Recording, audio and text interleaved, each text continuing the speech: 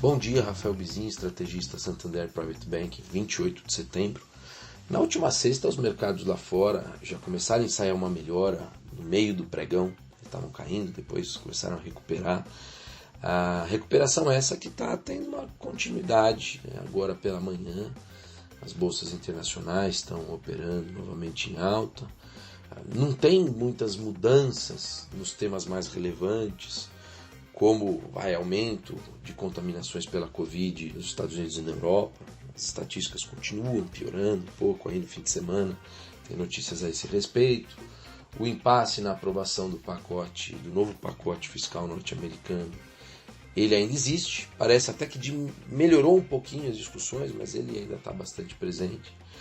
E tem essa sensação de que as empresas de tecnologia tinham se valorizado de forma demasiada e, portanto, ficavam suscetíveis a uma correção de preços que está acontecendo. Então, tudo isso ainda vigora, mas depois da queda de, aproximadamente 10%, um pouco mais, um pouco menos, de alguns dos principais índices, SP500, Dow Jones, Nasdaq, já vai crescendo a sensação de que o ajuste ele está ficando de bom tamanho para corrigir eventuais excessos. E esse ajuste não deveria se ampliar muito mais, até porque a gente, do ponto de vista de fundamento, não está a ponto de reverter a trajetória de recuperação econômica para voltar a embicar em uma recessão. Do ponto de vista técnico, os investidores eles têm caixa hoje, eles não estão até as tampas alocados e só tem vendedor, não. Não é isso, acho que muita gente tem recurso em caixa, está até com carteira agora mais defensiva e tem dinheiro para realocar em ativo de risco diante da menor surpresa positiva. E os juros permanecem em patamar muitíssimo baixo e vão ficar assim, tornando os investidores mais inclinados a querer recompor os portfólios e tudo mais, né? E, por fim, até o pacote fiscal norte-americano que está nesse impasse, ele vai acabar acontecendo cedo ou tarde, antes ou após as eleições, né? A gente não vê também, no campo da Covid, espaço para que sejam decretados aqueles confinamentos radicais e generalizados de novo. Na Flórida, até na última sexta-feira, a gente viu justamente o oposto, o anúncio de reabertura do Estado, o que naquele dia, na última sexta, certamente ajudou, inclusive, os mercados a melhorarem. Em Madrid também as autoridades estão rejeitando essas estratégias de fechamento da cidade por causa da aceleração aí da Covid, né?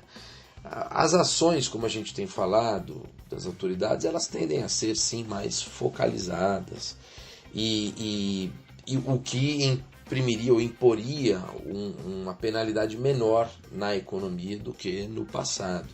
E tem a expectativa também de desenvolvimento das vacinas que estão aí pipocando, umas mais atrasadas, outras menos, mas é um conjunto tão grande, né, de testes que daqui a pouco alguma coisa sai e isso vai dar sustentação também, ou tem dado, inclusive, sustentação para os ativos. Agora, essa semana, amanhã, as atenções aí vão estar mais voltadas para esse debate entre o Donald Trump e o candidato democrata Joe Biden. A depender do desempenho de cada um, as probabilidades inferidas para o resultado do pleito presidencial, elas podem se alterar, mas historicamente falando, esses debates eles não necessariamente são eventos que redefinem o curso da disputa. Tá, mas já tiveram sim casos em que os debates cumpriram esse papel de mudar a dinâmica da competição. Vamos ver agora quem vai conseguir estigmatizar melhor o oponente e que também não vai cair por conta própria em armadilhas, demonstrando um comportamento reprovável e tal, né? Mas também aqui vale destacar que comportamento reprovável muitas vezes não é aquilo considerado pelo mainstream das análises da imprensa.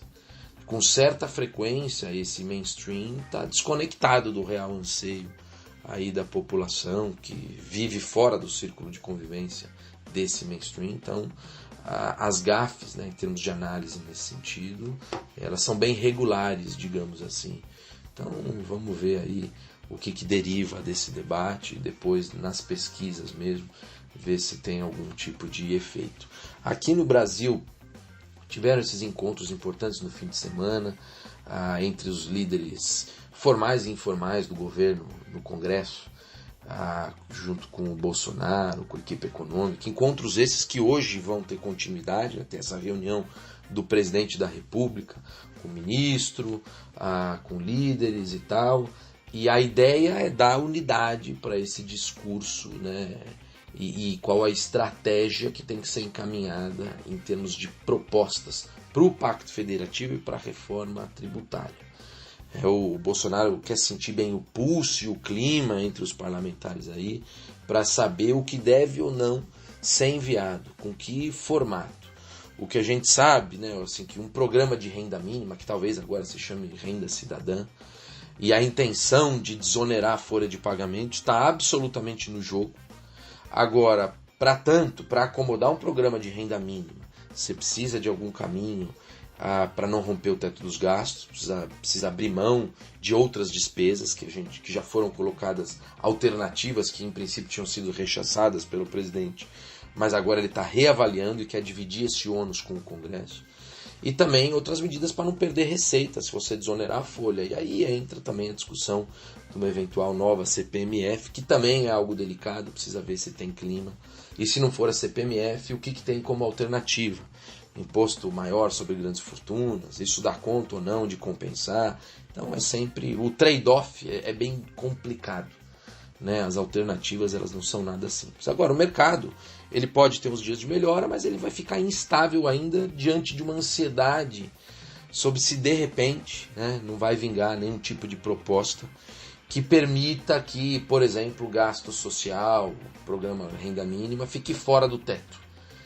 Isso aí repercutiria negativamente. Então acho que isso é algo que a gente tem que ficar bem atento e que poderia bater mal, né, nos preços dos ativos. Ou o contrário, ou se reforçarem o compromisso com o teto, agora, mesmo tentando emplacar um renda mínima ou qualquer coisa que o valha, você pode ter até um efeito positivo. Eu fico por aqui, bom dia a todos.